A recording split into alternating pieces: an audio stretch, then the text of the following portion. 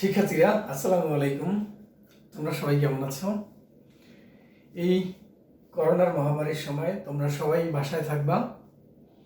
খুব প্রয়োজন ছাড়া বাসার বাহিরে বের হও না। আর যদি বাসার বাহিরে বের হও অবশ্যই অবশ্যই তোমরা মাস্ক পরবা। তো দেখো শিক্ষার্থীরা, এখানে আমরা তোমাদের বইয়ের তৃতীয় অধ্যায় বল, এই অধ্যায়ের আমরা 3টা গাণিতিক সমস্যা আজকে আমরা সমাধান করব। তো প্রথম যে গাণিতিক সমস্যা, দেখো আমরা দৃশ্যকল্পটা একবার পড়ে নিই। সালমান 400 গ্রাম ভরের একটি স্থির ফুটবলের উপর 2 সেকেন্ড যাবত 5 নিউটন বল প্রয়োগ করে ফুটবলের অবস্থান থেকে 120 মিটার দূরে দাঁড়িয়ে থাকা শাকিলের দিকে বলটি গড়িয়ে গড়িয়ে যেতে থাকে। মাঠের ঘর্ষণ বল 1 নিউটন। অর্থাৎ যে মাঠে বলটার উপরে ফুটবলের উপরে 5 নিউটন বল প্রয়োগ করা হয় সেই মাঠের ঘর্ষণ বল 1 নিউটন। তো প্রথম প্রশ্ন, বল প্রয়োগের ফলে ফুটবলের ত্বরণ কত হয়েছিল?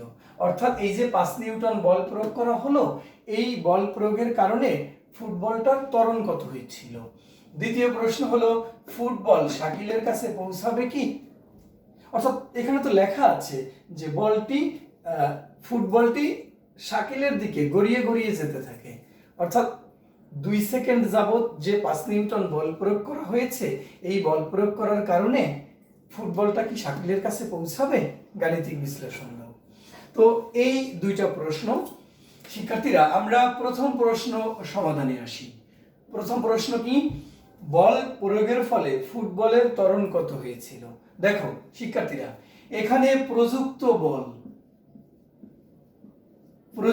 বল F সমান 5 নিউটন। আবার যে মাঠে বল প্রয়োগ করা হয়েছে সেই মাঠের ঘর্ষণ বল আছে F প্রাইম সমান 1 নিউটন। এটা হলো ঘর্ষণ বল। শিক্ষার্থীরা, তোমরা একটা বিষয় একটু চিন্তা করো, যে বল প্রয়োগ করা হলো আবার ঘর্ষণ বল আছে। তো তোমরা তো জানো যে ঘর্ষণ বল সর্বদা বস্তুকে কি করে? বাধা দেয়। ঘর্ষণ বল কাকে বলে? একটা বস্তুর উপর দিয়ে যখন আরেকটা বস্তু চলতে থাকে বা চলতে চেষ্টা করে, তখন বস্তুদ্বয়ের স্পর্শতলে একটা বাধার উৎপত্তি হয়, সেই বাধাকে বলে ঘর্ষণ। আর এই বাধার ফলে যে বল উৎপন্ন হয় তাকে বলে ঘর্ষণ বল। তাহলে এই যে 1 নিউটন ঘর্ষণ বল, এইটা ফুটবলকে কি করবে?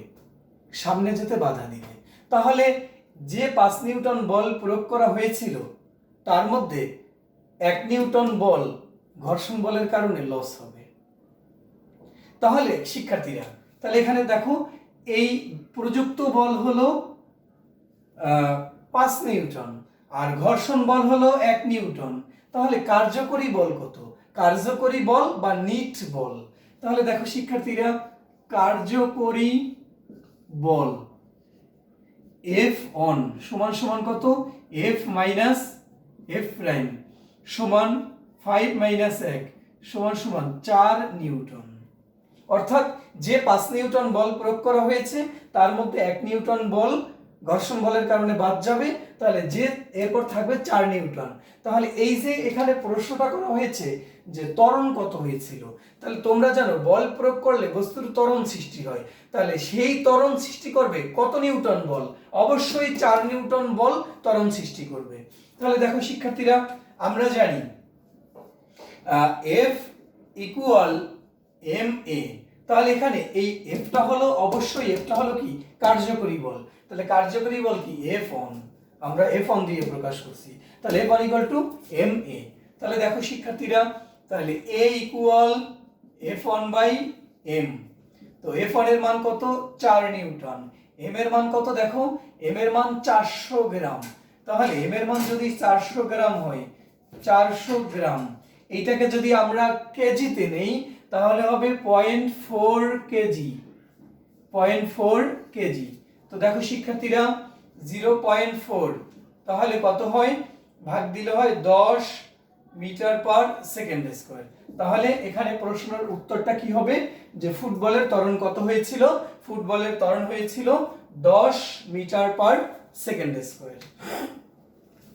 তো শিক্ষার্থীরা তোমরা এইভাবে অঙ্কটা করে ফেলবা। 10 মিটার পার সেকেন্ড স্কোয়ার। তো এরপরে পরের প্রশ্নটা কি দেখো, ফুটবলটি শাকিলের কাছে পৌঁছাবে কি? গাণিতিক বিশ্লেষণ দাও। দেখো আমরা পরবর্তী অঙ্কটা সমাধান করি।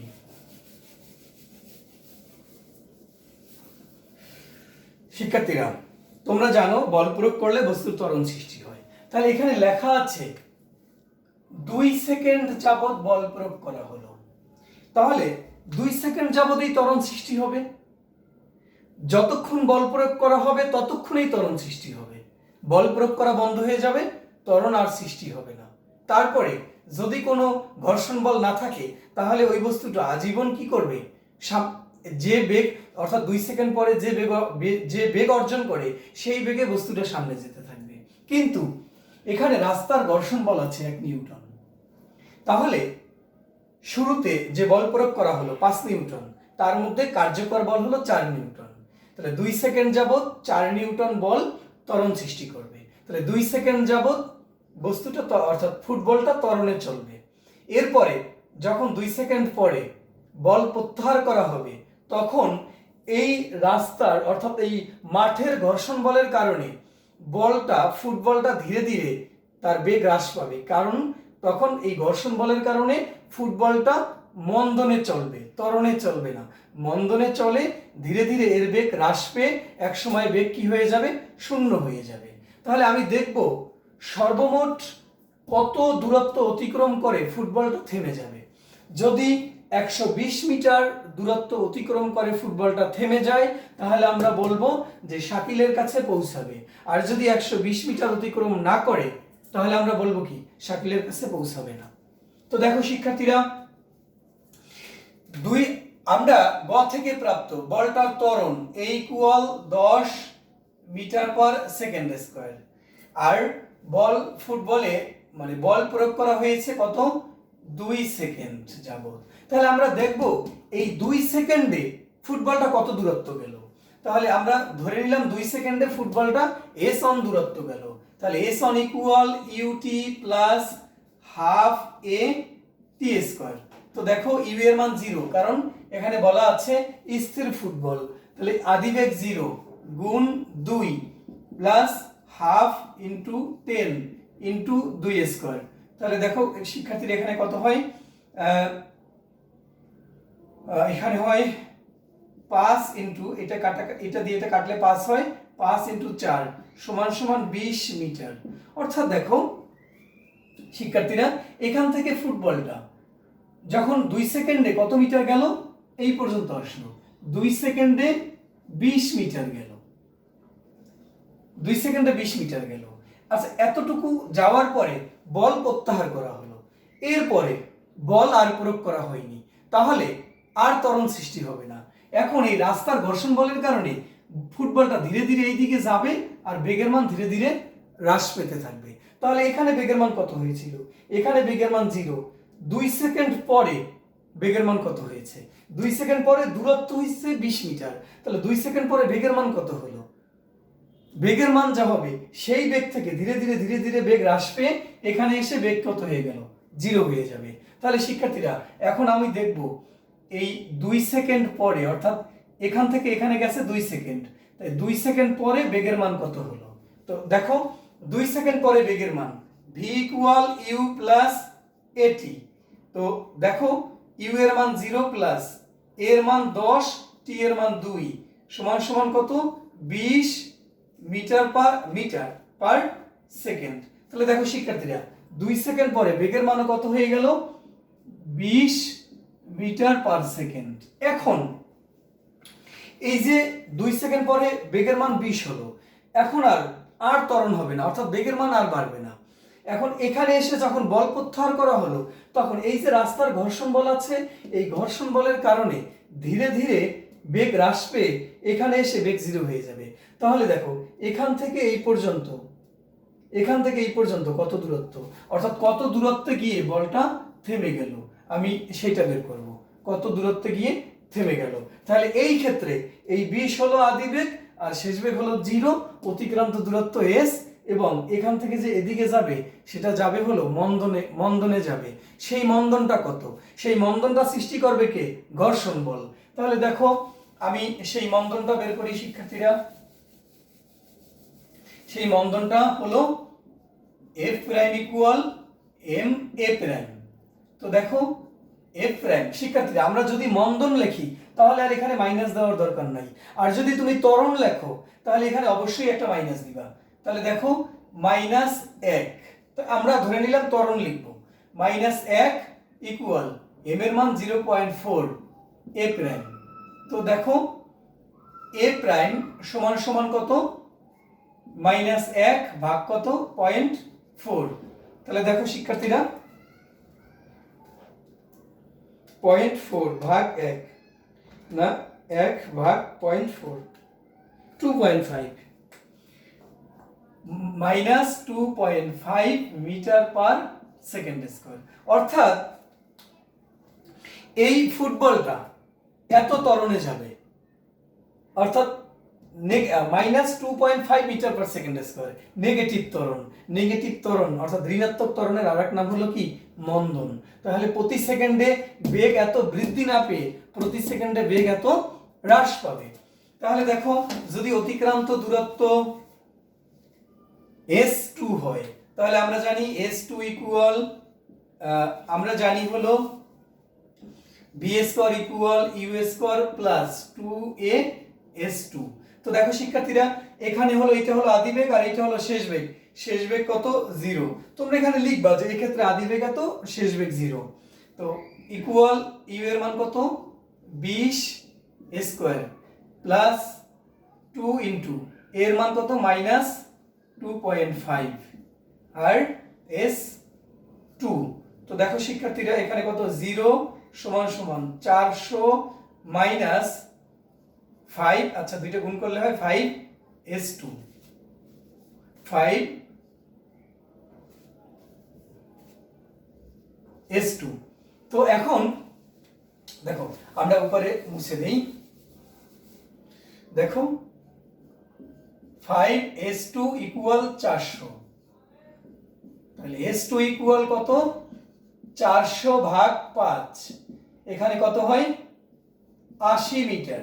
তাহলে দেখো শিক্ষার্থীরা এখান থেকে এই পর্যন্ত হলো 20 মিটার আর এতটুকু পেলাম 80 মিটার। তাহলে ফুটবলটার মোট অতিক্রান্ত দূরত্ব কত? s equal s1 plus s2, তাহলে কত? 20 প্লাস 80 সমান সমান 100 মিটার। কিন্তু ফুটবলটার অবস্থান থেকে শাকিলের দূরত্ব কত ছিল? 120 মিটার।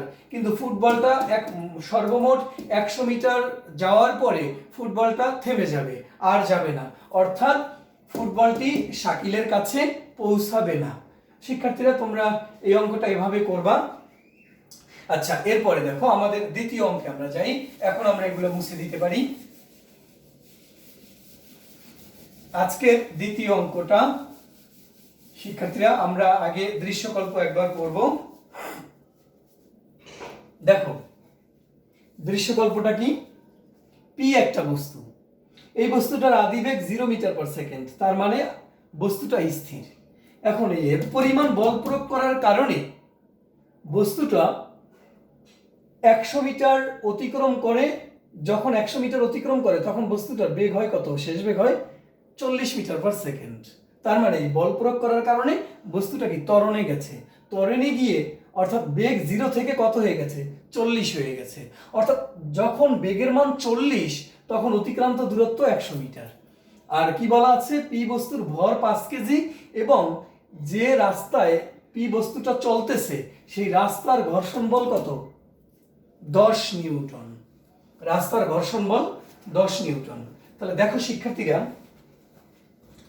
প্রথম প্রশ্ন হলো এফ নির্ণয় করো, অর্থাৎ এই যে বল, কতটুকু বল প্রয়োগ করা হয়েছিল, কতটুকু বল প্রয়োগ করার কারণে বস্তুটা এই বেগ, বস্তুটার বেগ কত হইল? 40 হলো। এরপর দ্বিতীয় প্রশ্ন হলো 100 মিটার অতিক্রম করার পর বল অপসারণ করলে, অর্থাৎ এই যে 100 মিটার অতিক্রম করছে, এরপরে যদি বল অপসারণ করা হয় অর্থাৎ প্রযুক্ত বল অপসারণ করলে বস্তুটি প্রথম থেকে সর্বমোট কত সময় পরে থেমে যাবে, বিশ্লেষণ করো। তো শিক্ষার্থীরা, প্রথম প্রশ্ন এফ, আমরা এফ নির্ণয় করব। F equal what? তো দেখো এখানে কি কি দেওয়া আছে। আগে দেওয়া আছে ঘর্ষণ বল এফ প্রাইম সমান 10 নিউটন। দেখো শিক্ষার্থীরা, যে বল প্রয়োগ করা হবে সেই বল থেকে 10 নিউটন বাদ যাবে, তারপরে যে বল বাকি থাকবে সেই বল এই বস্তুটাকে এখান থেকে এখানে নিয়ে যাবে। অর্থাৎ বস্তুটার এই 100 মিটার পথ যে অতিক্রম করলো, কি কারণে করলো? বল প্রয়োগ করার কারণে। কিন্তু যদি এখানে মনে করো 50 নিউটন বল প্রয়োগ করা হয়, তাহলে কাজে লাগবে হলো 40, কার্যকর বল হলো 40, আর 10 নিউটন কি? ঘর্ষণ বল। তাহলে যদি 50 নিউটন বল প্রয়োগ করা হয় তাহলে কার্যকর বল হবে 40 আর ঘর্ষণ বল হলো 10। তাহলে মোট বল কত হলো? মোট বল কত? ওই 10 আর 40 কত? 50 নিউটন। তো দেখো শিক্ষার্থীরা, আমরা এবার দেখাচ্ছি যে এই এখানে কতটুকু বল প্রযুক্ত হয়েছিল। এটা হলো ঘর্ষণ বল। তো দেখো বস্তুটার আদি বেগ 0, শেষ বেগ 40, অতিক্রান্ত দূরত্ব 100। তাহলে দেখো এখানে আমরা লিখতে পারি s ইকুয়াল, না এখানে আমরা এই সূত্র দিয়ে v square equal u square plus 2as। তো দেখো এখান থেকে আমরা যদি a এর মান বের করি তাহলে কি হয়? 2as সমান v square minus u square, বা a সমান কত? v square minus u square by 2s। দেখো v এর মান 40 মাইনাস 0 স্কয়ার 2 ইন্টু 100, তো 40 এ কত হয়? 1600 আর 200 কত? 8 মিটার পার সেকেন্ড স্কয়ার। দেখো শিক্ষার্থীরা, এই যে 8 মিটার পার সেকেন্ড স্কয়ার ত্বরণ সৃষ্টি হয়েছে, এই ত্বরণটা কে সৃষ্টি করছে? মোট প্রযুক্ত বল না কার্যকর বল? অবশ্যই কার্যকর বল, কারণ তুমি যে বল প্রয়োগ করছো সেই বলের থেকে 10 নিউটন বল ঘর্ষণ বলের কারণে বাদ হয়ে গেছে। এরপর যে কার্যকর বল রয়েছে সেই কার্যকর বল কি করছে? এই 8 মিটার পার সেকেন্ড স্কয়ার ত্বরণ সৃষ্টি করছে। তাহলে দেখো কার্যকর বল কত? কার্যকরী বল F1 সমান ma, m এর মান কত? 5 ইন্টু এর মান কত? 8, তাহলে কত হলো?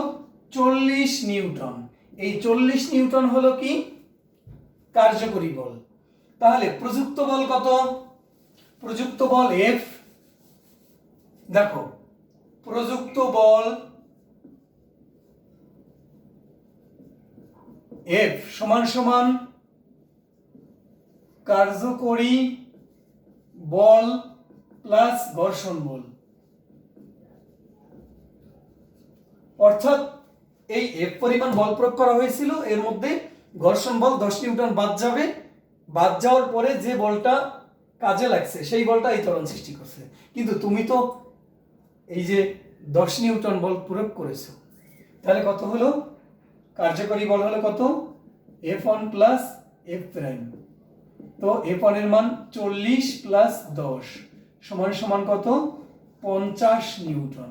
তাহলে আমাদের প্রযুক্ত বল কত শিক্ষার্থীরা? 50 নিউটন। আচ্ছা, এরপরে দ্বিতীয় প্রশ্ন, 100 মিটার অতিক্রম করার পর বল অপসারণ করলে বস্তুটি প্রথম থেকে সর্বমোট কত সময় পরে থেমে যাবে? অর্থাৎ প্রথম থেকে মানে হলো এখান থেকে, দেখো এখান থেকে এই পর্যন্ত 100 মিটার যাবে, তারপরে বল প্রত্যাহার করা হবে, এরপরে কত দূরত্ব গিয়ে থেমে যাবে? তাহলে দেখো শিক্ষার্থীরা, আমরা দ্বিতীয় অঙ্কটা করি।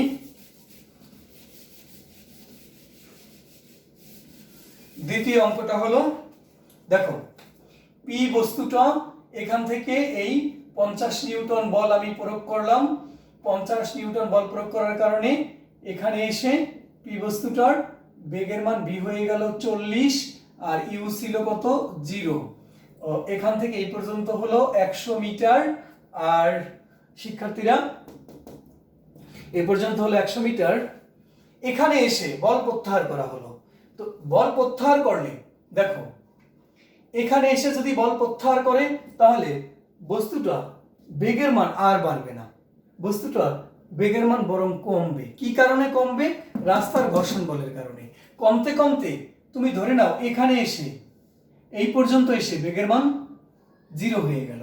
তাহলে দেখো শিক্ষার্থীরা প্রথম ক্ষেত্রে এটা আদিবেগ 0, এটা হলো শেষ বেগ। এরপর এখান থেকে যখন বল প্রত্যাহার করা হলো এটা আদিবেগ আর এটা শেষ বেগ। আদিবেগ 40, শেষ বেগ 0। এখন প্রশ্ন ছিল 100 মিটার অতিক্রম করার পর বল অপসারণ করলে বস্তুটি প্রথম থেকে সর্বমোট কত সময় পরে থেমে যাবে। তাহলে দেখবে প্রথম থেকে মানে এখান থেকে।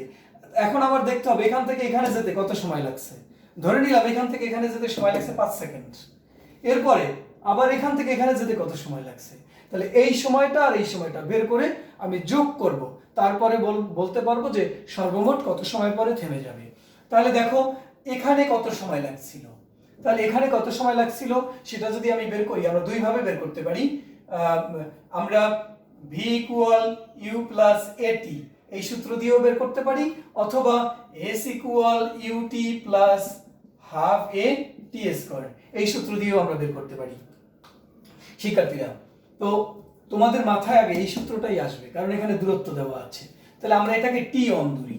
তো দেখো s এর মান হলো 100, u এর মান 0 গুণ t on plus half into ত্বরণ a এর মান কত বের হয়েছিল গ নম্বরে, গ থেকে প্রাপ্ত এর মান বের হয়েছিল এখান থেকে এই পর্যন্ত 8 মিটার পার সেকেন্ড স্কয়ার বের হয়েছিল ইনটু t অন স্কয়ার। তো দেখো তো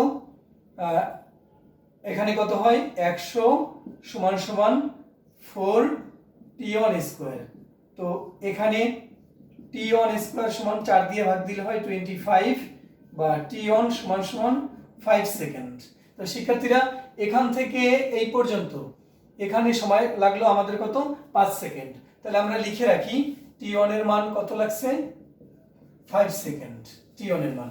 শিক্ষার্থীরা আমরা যে বলেছিলাম এখান থেকে এইটা এই সূত্র দিয়েও করা যায় v = u + at। দেখো যখন 100 মিটার অতিক্রম করছে তখন তো শেষ বেগ কত হয়েছে 40।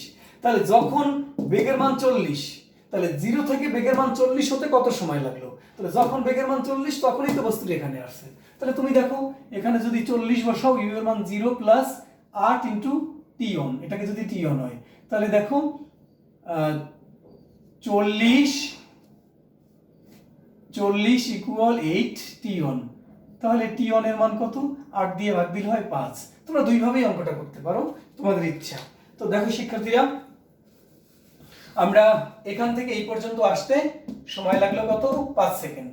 এরপরে আমি দেখব বাকি পথটুকু, অর্থাৎ এখান থেকে এখানে যেতে কত সময় লাগলো। দেখো এখানে বেগের মান 40। এখন যখন বল প্রত্যাহার করছে তখন ওই ঘর্ষণ বলের কারণে বস্তুটা ধীরে ধীরে ত্বরণে না চলে মন্দনে চলবে। আর যদি তুমি ত্বরণ বলো তাহলে নেগেটিভ ত্বরণে চলবে। তাহলে সেই ঘর্ষণ বলের কারণে যে মন্দন হলো সেই মন্দনটা কত। মন্দন যদি a প্রাইম হয় তাহলে আমরা লিখব f = m a প্রাইম, আর এখানে হলো f প্রাইম। তো দেখো a প্রাইম = কত f প্রাইম বাই m। দেখো শিক্ষার্থীরা পূর্বের অঙ্কে আমরা একটা মাইনাস দিয়েছিলাম, এখানে আমি মাইনাস দেইনি কারণ ওখানে আমি লিখছিলাম ত্বরণ, আর এখানে আমি কি লিখবো মন্দন। তোমার ইচ্ছা, এটা তুমি মন্দনও লিখতে পারো ত্বরণও লিখতে পারো। যদি তুমি ত্বরণ লিখো তাহলে এখানে মাইনাস দিবা, কারণ নেগেটিভ ত্বরণকে বলা হয় মন্দন। যেহেতু আমি মন্দন লিখছি আর আমি মাইনাস দিব না, কারণ নেগেটিভ ত্বরণকে মন্দন বলে। আবার যদি এখানে আমি আরেকটা মাইনাস দিই তাহলে ভুল হবে আমাদের। তাহলে শিক্ষার্থীরা তোমরা মনে রাখবা যখন মন্দন লিখবা তখন রেজাল্টে যেন মাইনাস না আসে, যখন ত্বরণ লিখবা তখন মাইনাস আসতে হবে, কারণ মাইনাস ত্বরণই হলো কি মন্দন। তো দেখো এখানে f এর মান হলো 10, m এর মান কত 5, তাহলে কত 2 মিটার পার সেকেন্ড স্কয়ার। তাহলে এই যে বস্তুটার মন্দন হলো 2 মিটার/সেকেন্ড স্কয়ার, অর্থাৎ প্রতি সেকেন্ডে বেগ 2 মিটার/সেকেন্ড করে হ্রাস পাবে। তাহলে বেগের মান, আদি বেগ আছে এখানে কত, 40, এইটা আদি বেগ আর এটা শেষ বেগ 40, আদি বেগ 40, আর এখান থেকে এখানে যেতে সময় লাগে যদি t2, তাহলে তুমি দেখো এখানে সেই একই সূত্র, v equal u minus a t2, minus কেন দিলাম, এটাকে আমি মন্দন লিখছি এই কারণে আমি মাইনাস দিলাম। তাহলে দেখো এখানে হলো v আর এইটা হবে এখানে u, তাহলে u এর মান, v এর মান 0, u এর মান কত, u এর মান হলো 40 মাইনাস এর মান 2 t2, তাহলে এটাই পাশে নিয়ে আসি, 2t2 ইকুয়াল 40 বা t2 ইকুয়াল কত, 2 দিয়ে ভাগ দিলে হয় 20 সেকেন্ড। তাহলে দেখো শিক্ষার্থীরা, সর্বমোট এখানে 5 আর t2 এর মান আসছে 20, তাহলে সর্বমোট 25 সেকেন্ড পর বস্তুটা থেমে যাবে, 25 সেকেন্ড পর বস্তুটা থেমে যাবে। এখানে কি বলছে, প্রথম থেকে সর্বমোট কত সময় পরে থেমে যাবে, তুমি লিখবা প্রথম থেকে সর্বমোট t equal t1 plus t2, অর্থাৎ t1 এর মান 5, t2 এর মান 20 সমান সমান 25 সেকেন্ড পরে বস্তুটা থেমে যাবে। শিক্ষার্থীরা, আমাদের 2 নম্বর অঙ্ক হয়ে গেল, এখন আমাদের 3 নম্বর অঙ্ক।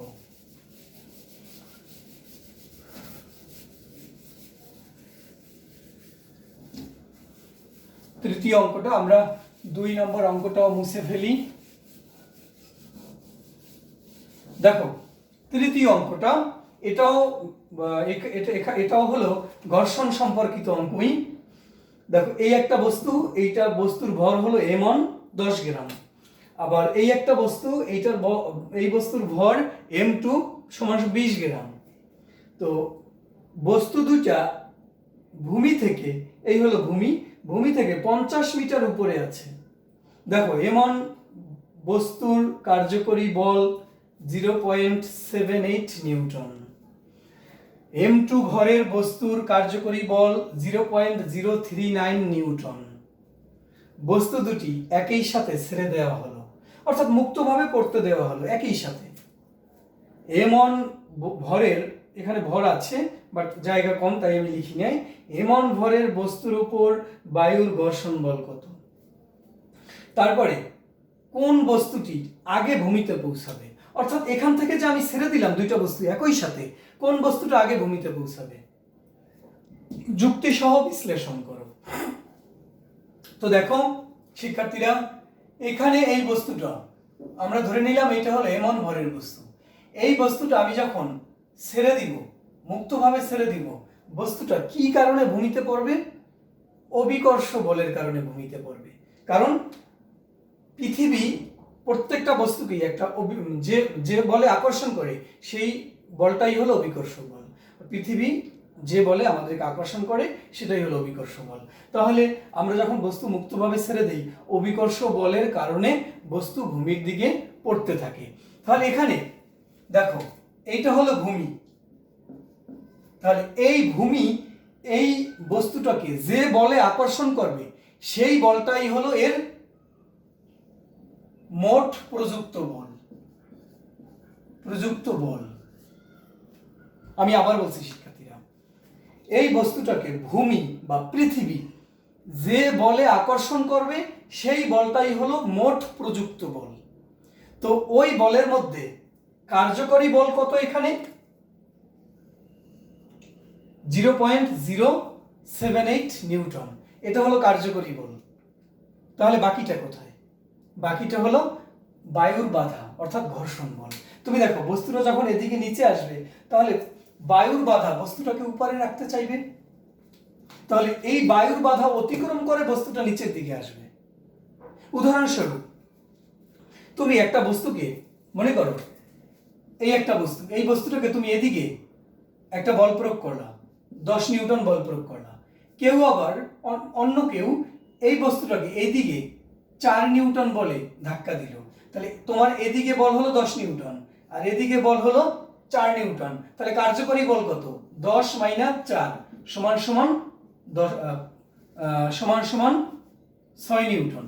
দেখো তাহলে এইটা হলো মোট প্রযুক্ত বল আর এইটা হলো কি ঘর্ষণ বল, আর এইটা হলো কি কার্যকরী বল। তাহলে সেই কার্যকরী বল হলো এত, আর প্রযুক্ত বল কত? প্রযুক্ত হলো বস্তুটার উপর পৃথিবীর আকর্ষণ বল। এখন বস্তুর উপর পৃথিবীর আকর্ষণ বল হয় কি? বস্তুর ওজনের সমান। তাহলে বস্তুটার ওজন W equal mg। W equal mg কে আমরা লিখতে পারি F ইকুয়াল mg। এইটা হলো বস্তুর ওজন। তাহলে দেখো শিক্ষার্থীরা, এখানে কি চাইছে? বায়ুর ঘর্ষণ বল কত? তো দেখো, বায়ুর ঘর্ষণ বল বের করতে হলে আমাদের কি করতে হবে? প্রযুক্ত বল হলো অভিকর্ষ বল বা বস্তুর ওজন। তাহলে মোট প্রযুক্ত বল সমান সমান কি? কার্যকরী বল প্লাস বায়ুর ঘর্ষণ বল।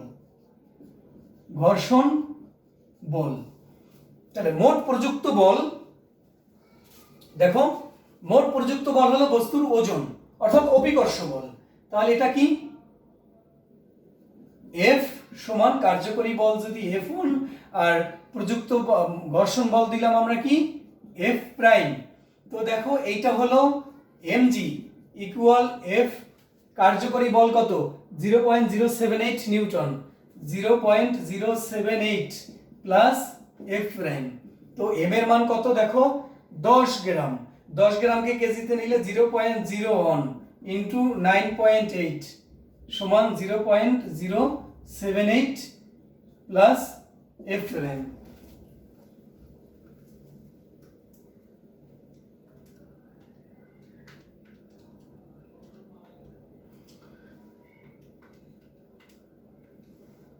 এখানে কত হয়? 0.098 0.078 প্লাস F প্রাইম। তো F প্রাইম সমান সমান কত? 0.098 মাইনাস 0.078।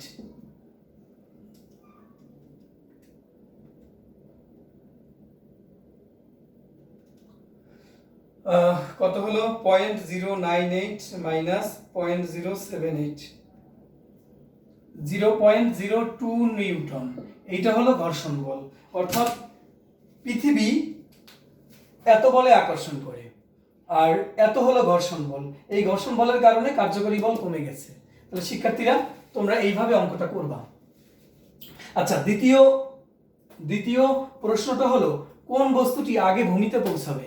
গাণিতিক বিশ্লেষণ দাও। দেখো, এখন আমরা দেখব কোন বস্তুটি আগে ভূমিতে পৌঁছাবে।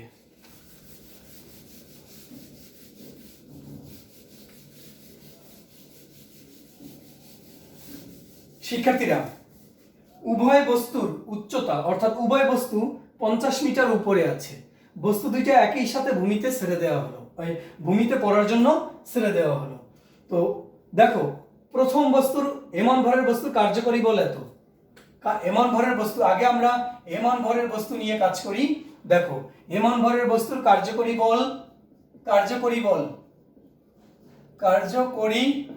বল F1 সমান 0.078 নিউটন। দেখো শিক্ষার্থীরা, আমরা আগেই বলছি ত্বরণ কে সৃষ্টি করে? যেই বলটা কাজে লাগে সেই বল ত্বরণ সৃষ্টি করে। তো বস্তুটা তো নিচের দিকে আসবে। বস্তুটা যখন নিচের দিকে আসবে তখন পৃথিবীর অভিকর্ষ ত্বরণ হলো 9.8, কিন্তু এই ত্বরণটা সম্পূর্ণটা কাজে লাগবে না। কি কারণে? বায়ুর বাধার কারণে এই ত্বরণটা হ্রাস পাবে, এবং যতটুকু হ্রাস পাবে, হ্রাস পাওয়ার পরে যেটা বাকি থাকবে সেইটা হলো কার্যকর ত্বরণ। এবং সেই কার্যকর ত্বরণেই কি করলো? কার্যকর বলের কারণেই কার্যকর ত্বরণ হবে। তাহলে দেখো, এখানে কার্যকরী ত্বরণ কত? কার্যকরী ত্বরণ হলো F1 ইকুয়াল M1 A1। তো দেখো শিক্ষার্থীরা, A1 কত? F1 by M1।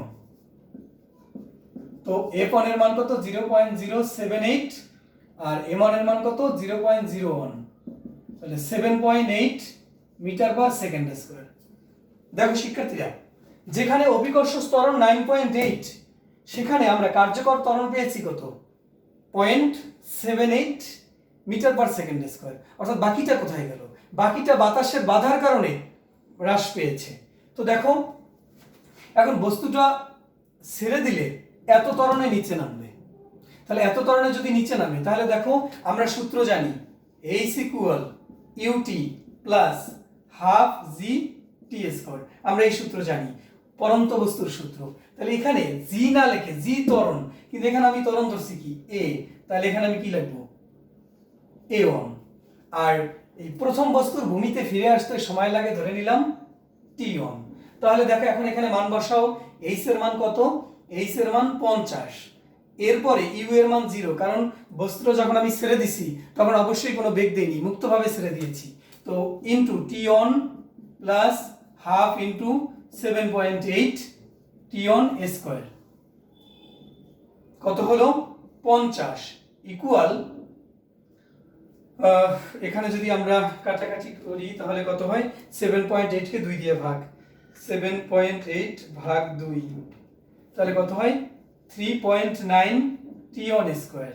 তাহলে দেখো শিক্ষার্থীরা এখানে T1 এর মান কত হয়, T1 এর মান হবে আগে এত দিয়ে ভাগ দিয়ে তারপর আবার রুট করতে হবে, তাহলে 50 ভাগ 3.9 কত, এরপরে আবার করতে হবে রুট, তাহলে কত হয় 3.58 সেকেন্ড। তো দেখো শিক্ষার্থীরা আমরা এইটা অর্থাৎ প্রথম বস্তুটা এত সেকেন্ড পরে ভূমিতে ফিরে আসবে, এই যে মান ভরের বস্তু। এখন আমি দেখি, আমরা এখানে লিখে রাখি T1 এর মান কত পেলাম 3.58 সেকেন্ড। এখন আমরা দ্বিতীয় বস্তুটা দেখি কত সময় পরে ভূমিতে ফিরে আসবে। দেখো দ্বিতীয় বস্তুর ভর এত, কিন্তু দ্বিতীয় বস্তুর কার্যকরী বলের মান কত 0.039, তাহলে দ্বিতীয় বস্তুর কার্যকরী বল F2 সমান 0.039। শিক্ষার্থীরা এই যে দ্বিতীয় বস্তুর কার্যকরী বল এত, তাহলে দ্বিতীয় বস্তুর যে কার্যকর ত্বরণ এই বলটাই সৃষ্টি করবে, তাহলে সেই কার্যকরী ত্বরণ কত F2 ইকুয়াল M2A2। তো কার্যকরী ত্বরণ A2 সমান কত F2 বাই M2, F2 এর মান কত 0.039 আর ভাগ M2 কত, M2 হলো 0.02 অর্থাৎ 20 গ্রাম মানে এত কেজি, তাহলে কত হয় দেখো ভাগ দিলে 0.039 ভাগ 0.02 1.95 মিটার পার সেকেন্ড স্কয়ার, এটা হলো কার্যকরী ত্বরণ। তাহলে একই উচ্চতা, তাহলে দেখো কত সময় লাগবে H equal UT2 plus half g T2 square, তাহলে জি না লিখে এখানে আমি কি লিখবো A2 লিখবো। তো দেখো শিক্ষার্থীরা এখানে এর মান 50, দেখো ইউ এর মান 0, T2 কি বের করব, তাহলে এটা 0 হয়ে যায়, এটা আমাদের লেখার দরকার নাই, ইনটু 1.95 T2 হোল স্কয়ার। তো দেখো এখন এখানে মানটা কত হয়,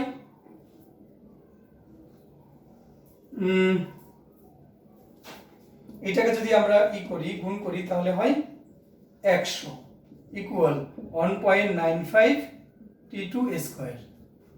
তো এটাকে আগে 1.95 দিয়ে ভাগ দিব, 100 ভাগ 1.95 এরপরে তাহলে দেখো এখানে T2 স্কয়ার এই মানটা পাই আমরা কত 51.282। এইটাকে আবার যদি আমরা রুট করি তাহলে টি এর মান পাবো, এইটাকে রুট করলে হয় টি এর মান আমরা কত পাই শিক্ষার্থীরা, এটা উপরে লিখি, এটাকে রুট করলে অর্থাৎ T2 এর মান পেলাম আমরা 51.28 T2 স্কয়ার।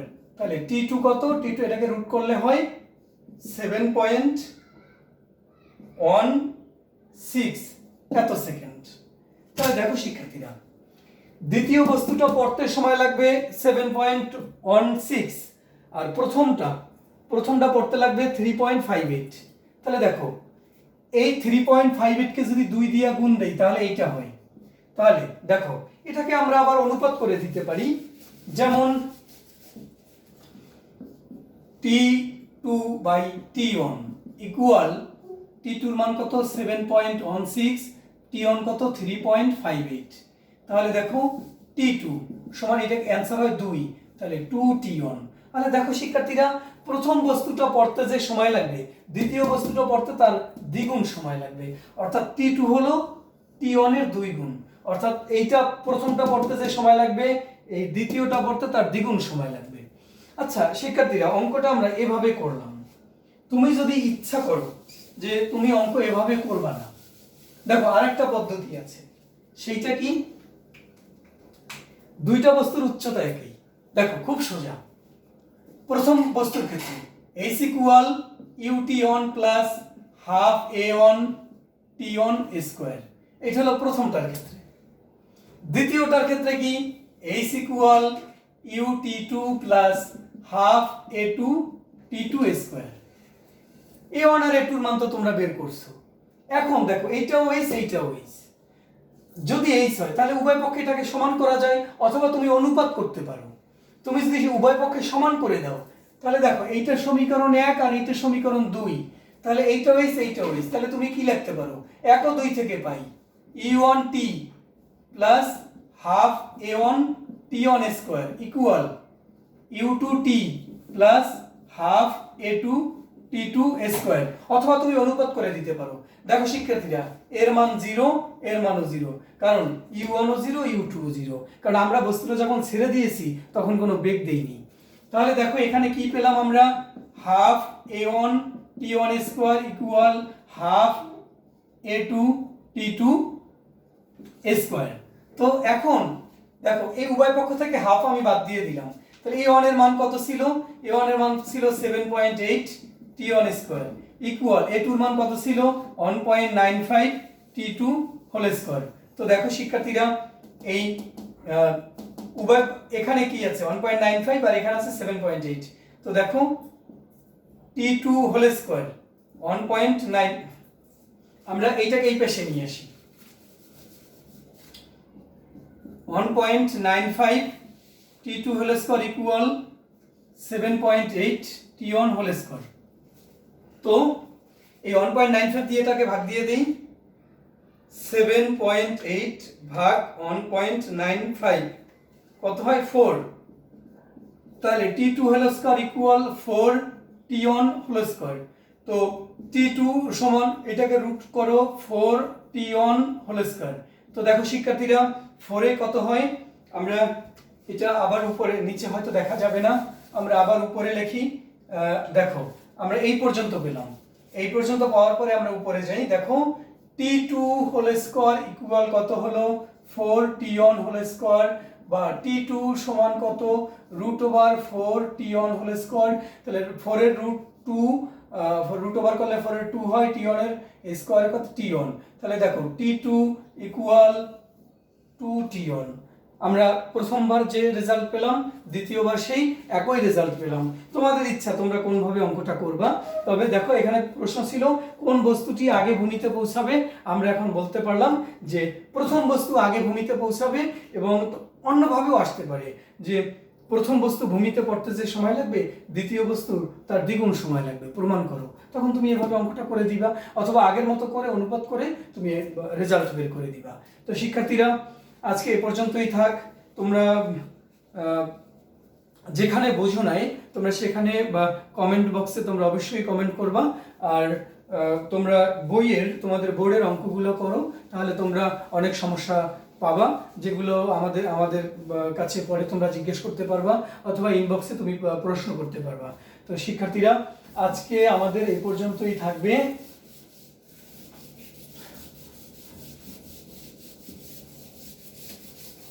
তো ঠিক আছে, খোদা হাফেজ।